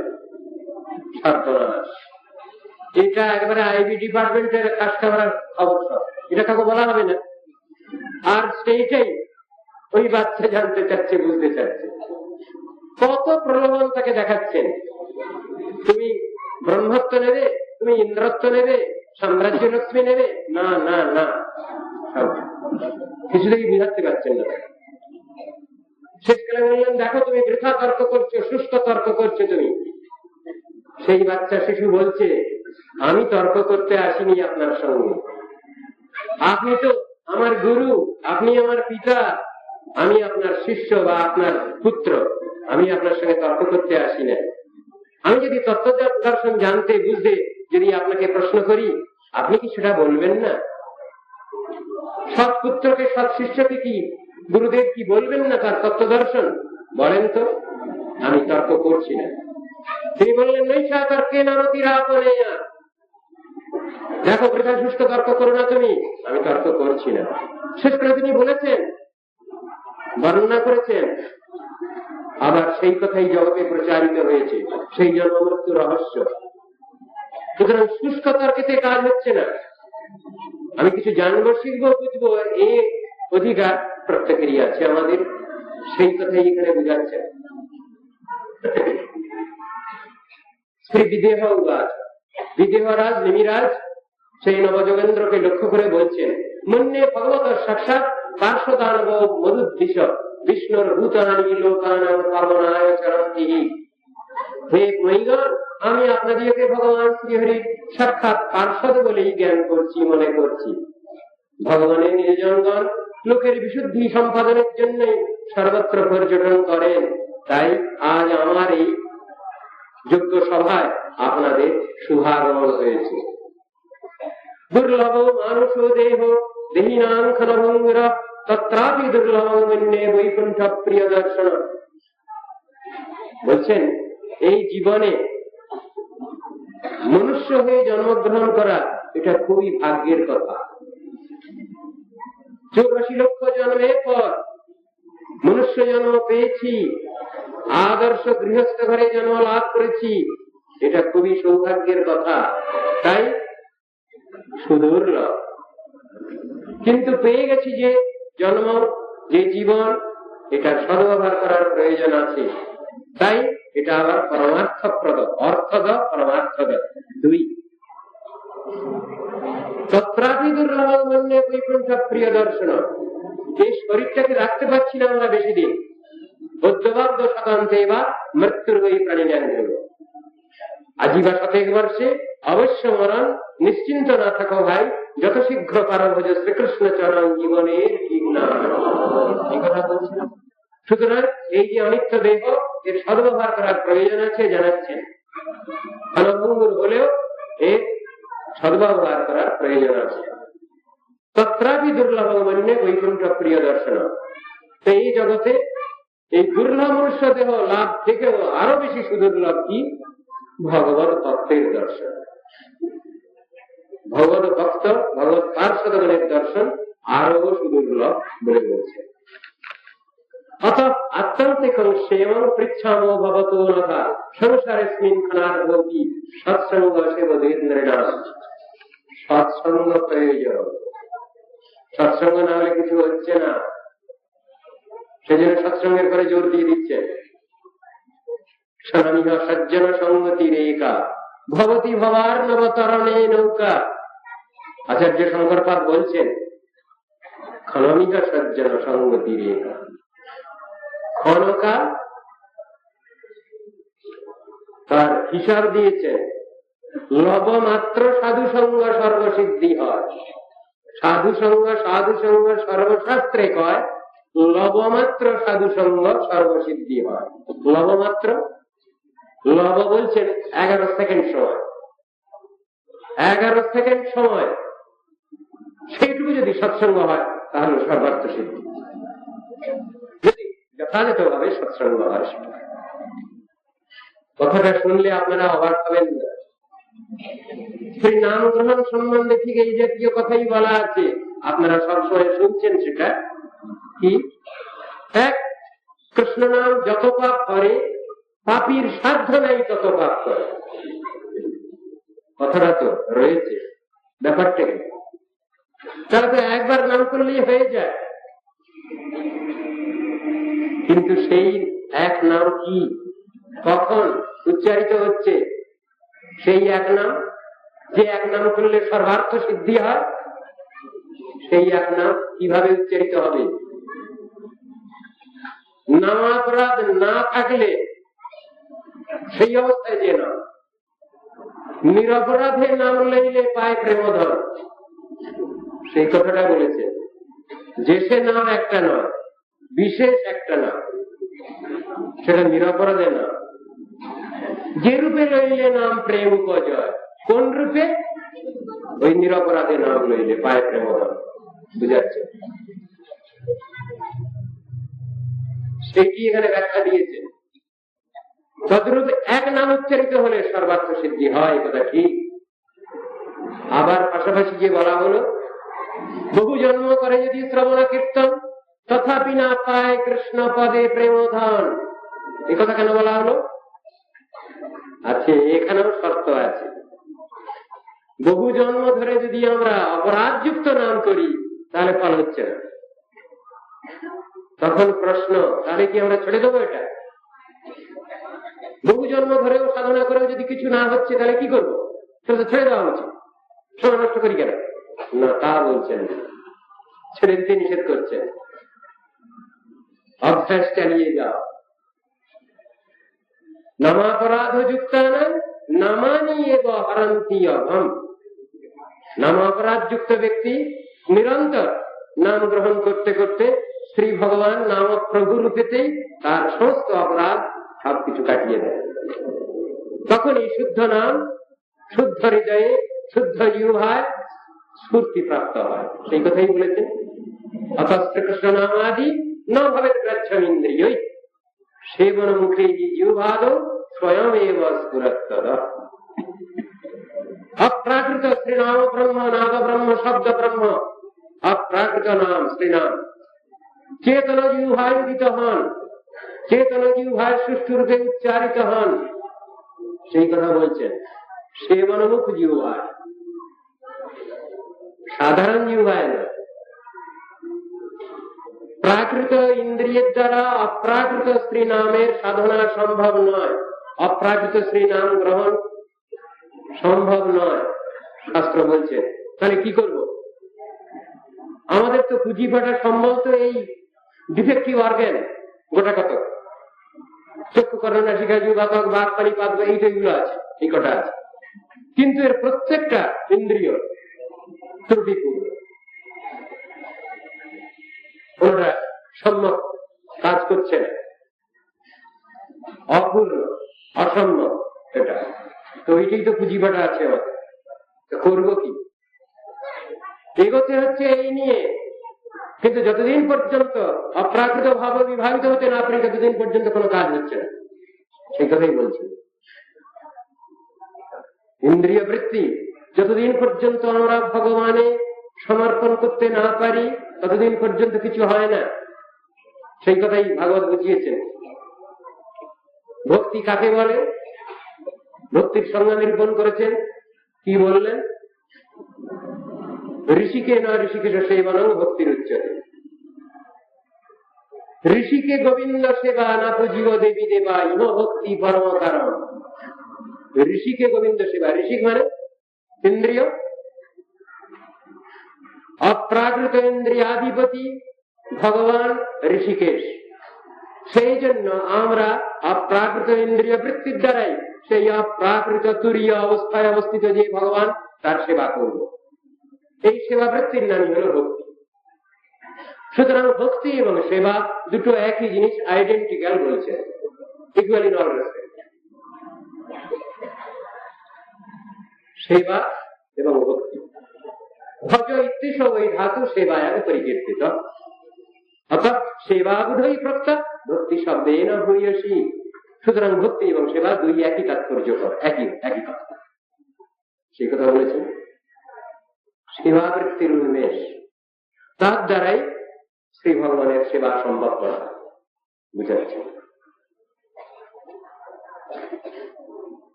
ধর্মান ভাগবতানুব্রত যদি না শ্রুতয়েক সমম জয়ী প্রসন্ন প্রপন্নায় দর্শতি আত্মানমপি অজ।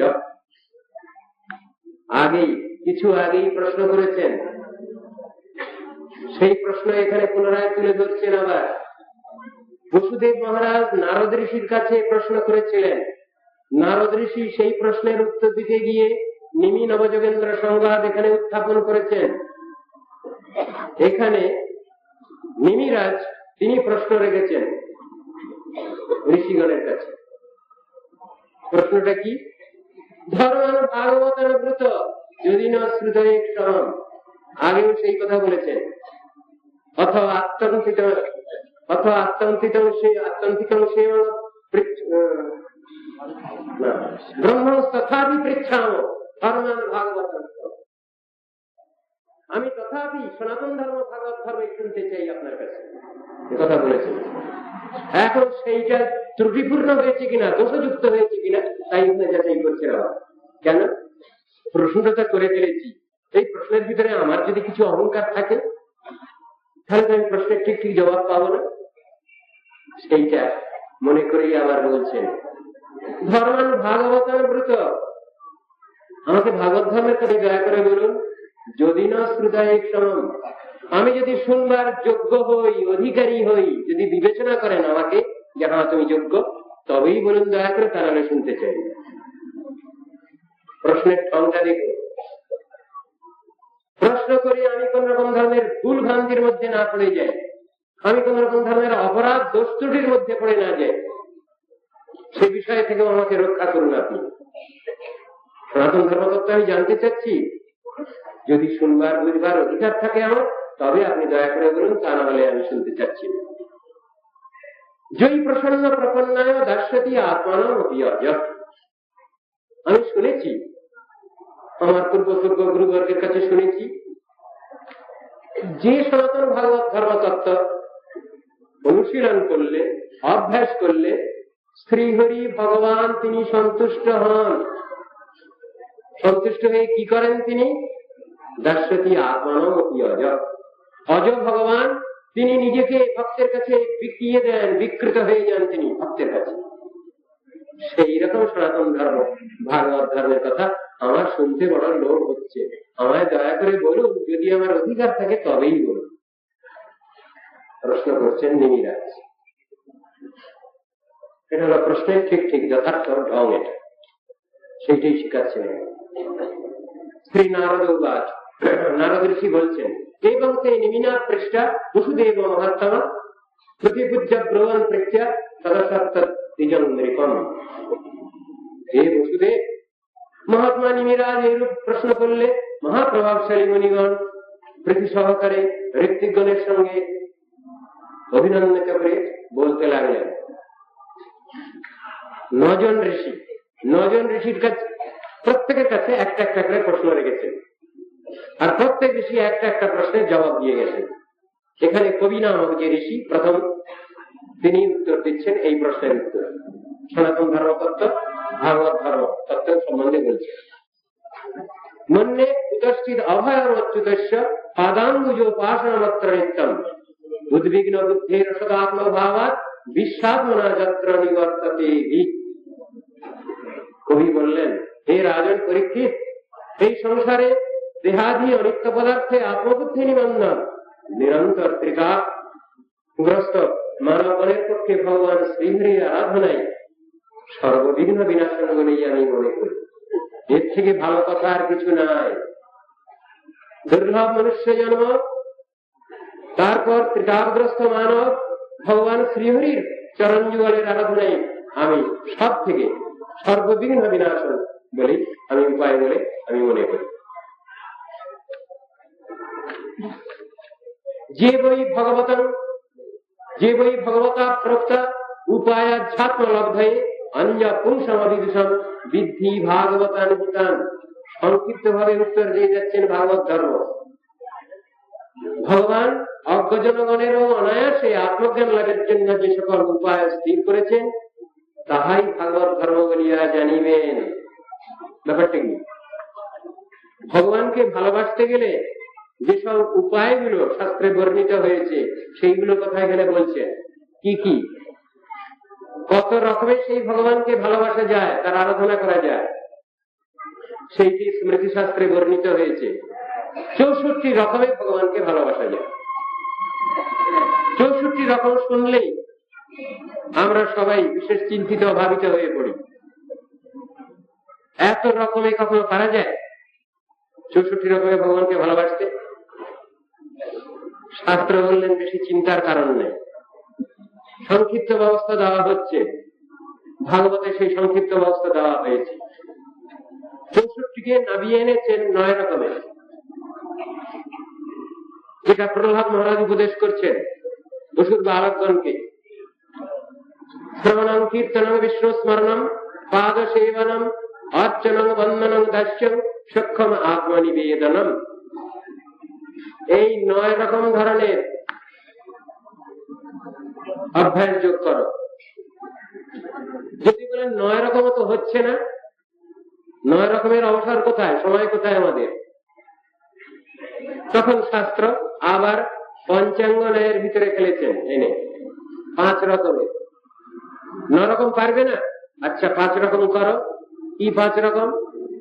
সাধু সঙ্গ, নাম কীর্তন, ভাগবত শ্রবণ, ধামবাস, শ্রীমূর্তির শ্রদ্ধায় সেবন। এই 5 রকম। সকল সাধন শ্রেষ্ঠ এই পঞ্চাঙ্গ, কৃষ্ণ প্রেম জন্মায় এই 5 অল্প সঙ্গ। আবার যদি প্রশ্ন হয় এর থেকে আরো কিছু কনসেশন দেওয়া হোক 5 রকম থেকে কমিয়ে, তখন শাস্ত্র বললেন তাহলে 3 রকম করো। 3 রকমটা কি? শ্রবণম, কীর্তনম, বিষ্ণু স্মরণম। এই 3টা করো। আবার যদি কনসেশন চাওয়া যায়, স্পেশাল কনসেশন, 3 রকম পারবো না কিন্তু 3 রকম পারা উচিত। কেন? এই ধরুন আমি আপনাদের কাছে কিছু কথা বলছি, এটা আমার কীর্তন, এটা আমি শ্রবণ করছি, আমি এটা স্মরণ না করলে বলতে পারছি না। সুতরাং 3টাই যুগপৎ করছে। তথাপি যদি তর্কের খাতিরে কেউ বলেন যে আমাকে একটাই ব্যবস্থা দেওয়া হোক, আমি 3টে পারবো না, তখন শাস্ত্র স্পেশাল কনসেশন দিয়েছেন, তাহলে তুমি নাম কীর্তন করো। সেই নাম কীর্তনের কথাই শাস্ত্রে রয়েছে, বিশেষত কলৌ যুগে। কৃতে যধ্যায়ত বিষ্ণু ত্রেতায়াং যজতো মুখৈ দ্বাপরে পরিচর্যায়াং কলৌ তৎপরিকীর্তনা। সত্য যুগে তপস্যার দ্বারা ভগবানকে লাভ করা যেত, ত্রেতা যুগে যাগযজ্ঞের দ্বারা, দ্বাপর যুগে বিশেষত পূজা অর্চনের দ্বারা, কলি যুগে হরিনাম সংকীর্তনে মিলিবে সকল। সেই কথা বললেন। ধ্যান কৃতে যজনযজ্ঞ ত্রেতায়াং দ্বাপরে অর্চন যদাপ্নতি তদাপ্নতি কলৌ সংকীর্ত কেশবম। সে কথা বলছেন। হরের নাম হরের নামৈব কেবলম কলৌ নস্তেব নস্তেব নস্তেব গতিরন্যথা। কৃষ্ণ নাম ভজ জীব, আর সব মিছে, পলাইতে পথ নাই, জম আছে পিছে। সাধু সঙ্গে কৃষ্ণ নাম এই মাত্র চাই, সংসার জিনিতে আর কোন বস্তু নাই। ঘোর সংসারে পড়িয়া মানব না পায় দুঃখের শেষ, সাধু সঙ্গ করি হরি ভজে যদি, তবে অন্ত হয় ক্লেশ। এই কথা তো বলছেন শাস্ত্রে। সুতরাং ওই নাম সংকীর্তনের উপরেই জোর দিয়েছেন, ও ছাড়া কোনো গতি নাই। তাহলে কোন নাম করব? আবার প্রশ্ন। যে কোনো নাম করলে হবে কি? গতকাল আলোচনা করা হয়েছে, যে কোনো নাম করলে হবে না, কোন বিশেষ নাম করতে হবে, শ্রী ভগবানের মুখ্য নাম করতে হবে। গৌণ নাম করলে আবার ফল বিলম্বে। সে কথাও বললেন। ত্রিভুবনে ভগবানের মুখ্য নাম ওই হরের নাম, হরের নাম হরিনাম, হরিনাম কৃষ্ণ নাম বড়ই মধুর। হরিনামের কথা বলেছে। 60,000 ঋষি বসেছিলেন সভায়, নৈমিষারণ্যে। ভাগবত বক্তা ছিলেন সুত গোস্বামী। তার কাছে প্রশ্ন, ঋষিগণের প্রশ্ন। কি প্রশ্ন ছিল? দয়া করে বলুন, দারুণ কলিকাল আসছে, দ্বাপর যুগের শেষের কথা। এই কলিযুগে কি করে আমরা আমাদের সাধন ভজন রক্ষা করব? কলির নাম শুনলেই আমাদের ভীতি।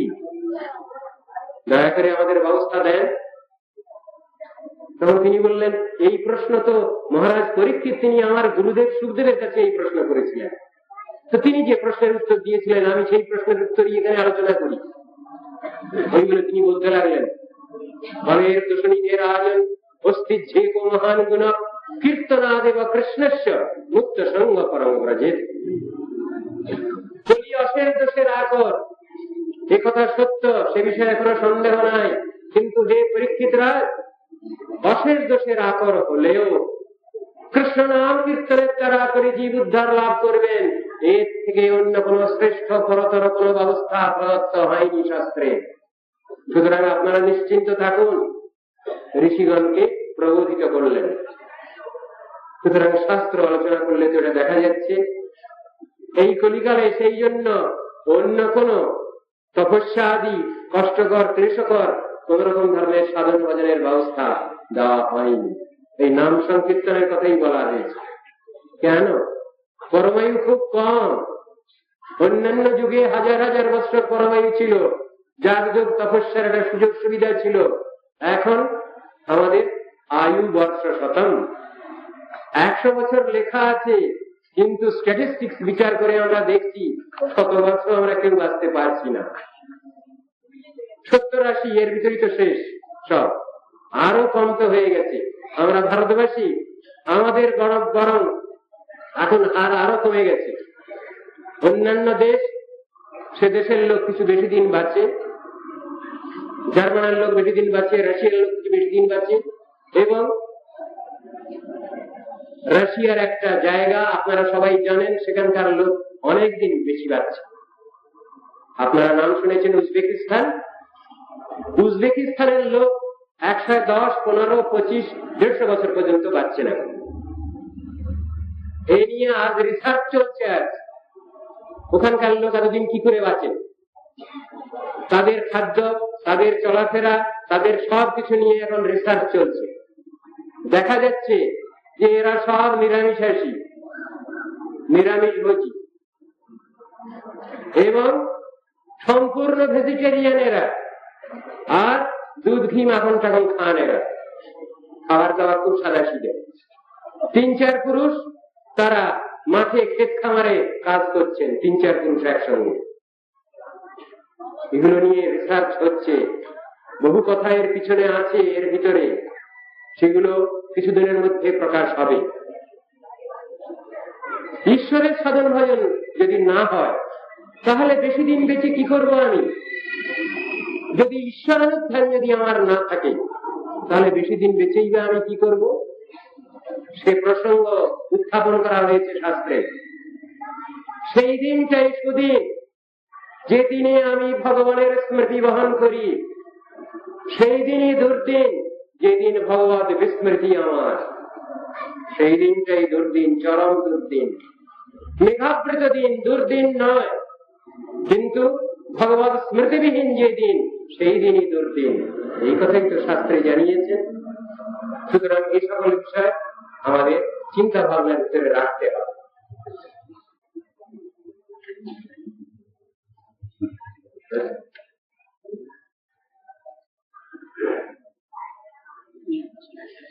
জনস্থায় নররাজন ন প্রমাদ্যেত করেছি ধাবন নিমিল্লবা নেত্রে ন স্খলেদ ন পতে নিহ। সনাতন ধর্ম সম্বন্ধে সূত্রাকারে এখানে উত্তর দিয়ে যাচ্ছেন। সনাতন ধর্ম কাকে বলি? অবিনশ্বর, নিত্য, শুদ্ধ,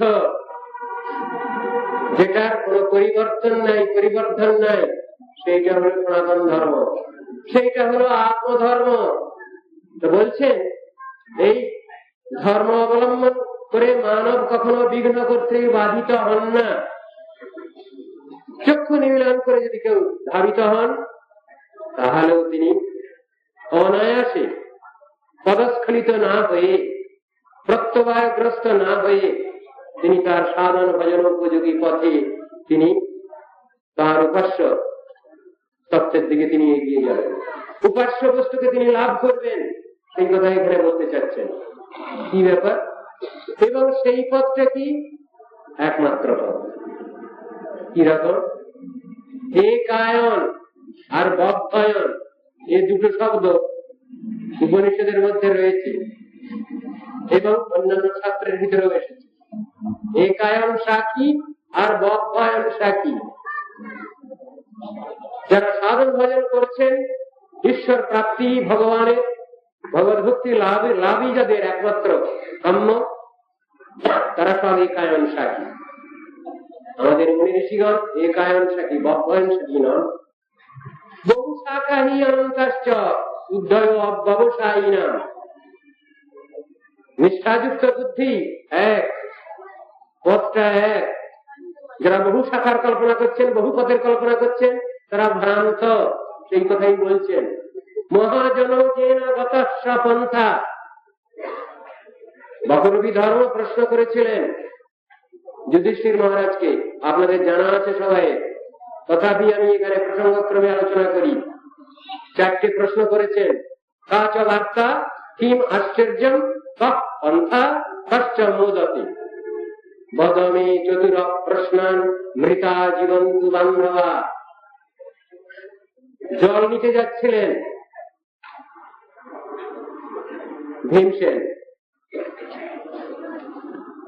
জল স্পর্শ করবে না, আমি এই জলের মালিক, আমার কটা প্রশ্ন আছে, প্রশ্নের উত্তর দাও, তারপরে জল নেবে।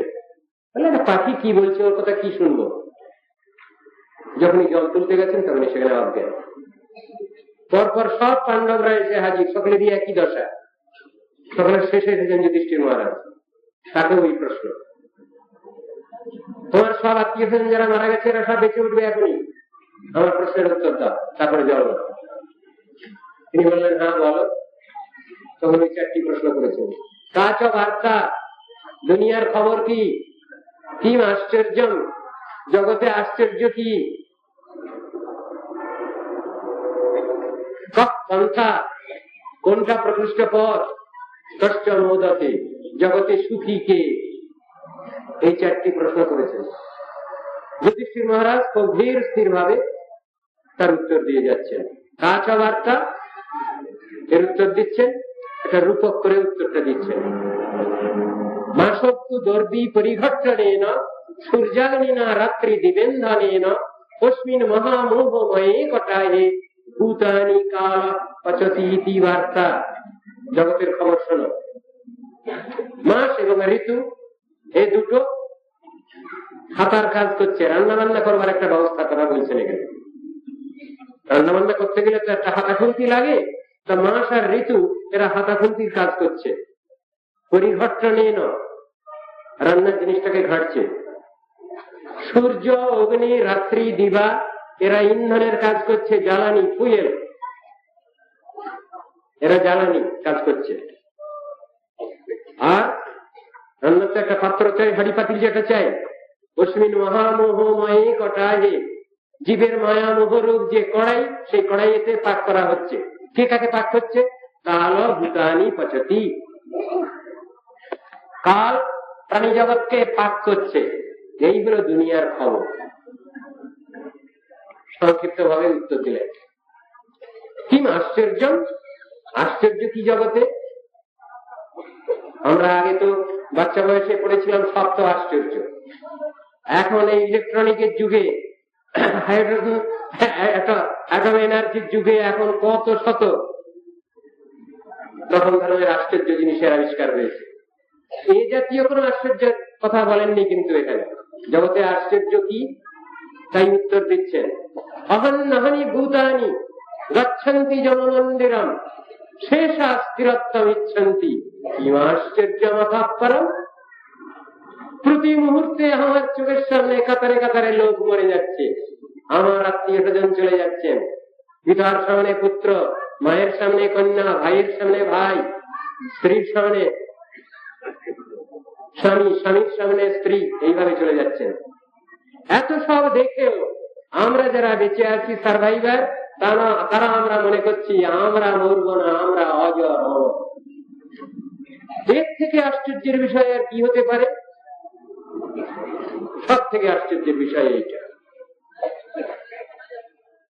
তারপরে প্রশ্ন করছেন পথ কোনটা, কোনটাকে প্রকৃষ্ট পথ বলে মানব? তার উত্তর দিচ্ছেন বেদা বিভিন্ন স্মৃতয় বিভিন্ন নাসা বৃষির জ্যেষ্ঠ মতন ভিন্ন।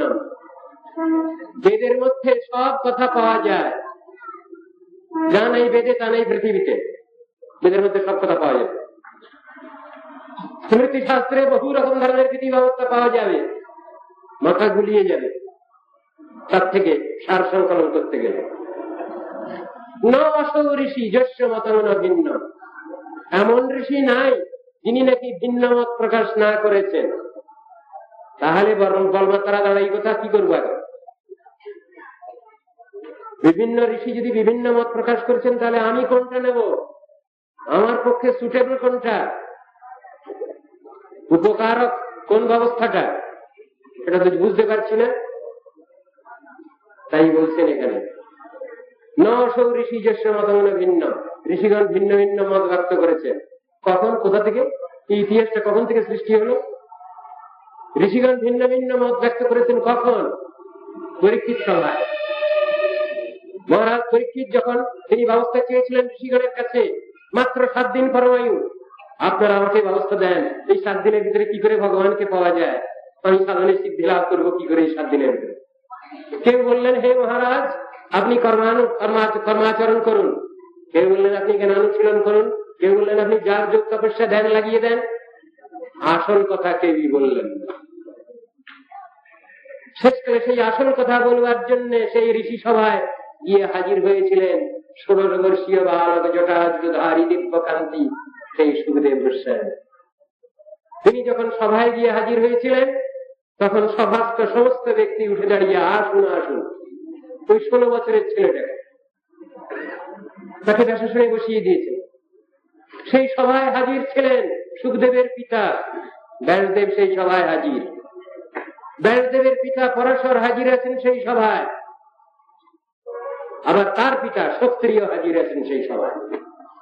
কিন্তু এতক্ষণ তারা মুখ চুপ করে বসেছিলেন, কেউ কিছু বলেননি। যখন ওই বালক যখন প্রবেশ করেছে, তখন বললেন হে মহারাজ পরীক্ষিত, এবার আপনার মনোবাঞ্ছা পূর্ণ হবে। যখন সেই সুখদেব এই ভাগবত কথা, ভগবানের নাম রূপ গুণ লীলা কথা যখন বর্ণনা করতে লাগলেন, তখন পরীক্ষিত রাজ তিনি হাত জোড় করে শ্রবণ করতে লাগলেন। তাতেই তিনি পরিতৃপ্ত হয়েছেন। 7 দিনের ভিতরেই তিনি ভগবানকে দর্শন পেয়েছেন, তার সাক্ষাৎ কৃপা লাভ করেছেন। যদি বলেন 7 দিনে কি সম্ভব, কেন? 7 দিন তো অনেক সময়। এর থেকে কম সময়ে তো ভগবানকে লাভ করেছেন আর এক ব্যক্তি আছেন। আপনারা তো খট্টাঙ্গরাজের নাম শুনেছেন।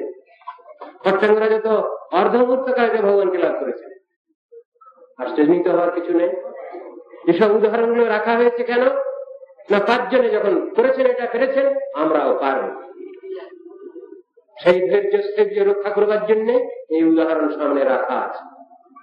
আমরা যেন কখনোই ধৈর্য হারা না হই, সাধন ভজন পথে যেন ধৈর্য হারা হয়ে না পড়ি।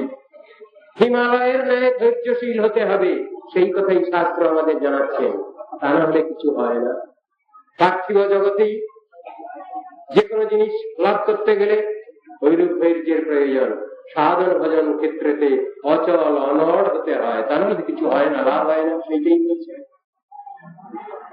ওখানে, বলছেন ধর্মস্য তত্ত্ব নিহিতং গুহায়াম, ধর্মের তত্ত্ব গুহায় নিহিত আছে। কোন গুহা? পাহাড়ের গুহা বলবো? পাহাড়ের গুহা না, মহাজনের হৃদয় গুহায়, সেটা বলছেন। আবার মহাজন অর্থে কি অর্থ ধরব? ধান চালের বিজনেসকারী না তেল নুন মশলার বিজনেসকারী, কাকে মহাজন বলবো? সে মহাজন নন। যারা ভগবানকে নিয়েই চলেন সবসময়, ভগবানই যাদের ধ্যান জ্ঞান, যোগ যাগ তপস্যা ধ্যান জ্ঞান, তাদেরই বলে মহাজন। মহাজন যে না গতস্য পন্থা। বিশেষ লক্ষ্য করবার বিষয় এখানে স্বপন্থা শব্দটি ব্যবহার হয়েছে, এক বছর ব্যবহার হয়েছে, তে পন্থান এটা ব্যবহার হয়নি। পন্থা পন্থানও পন্থান, তে পন্থানও ব্যবহার হয়নি, স্বপন্থা এক বছর।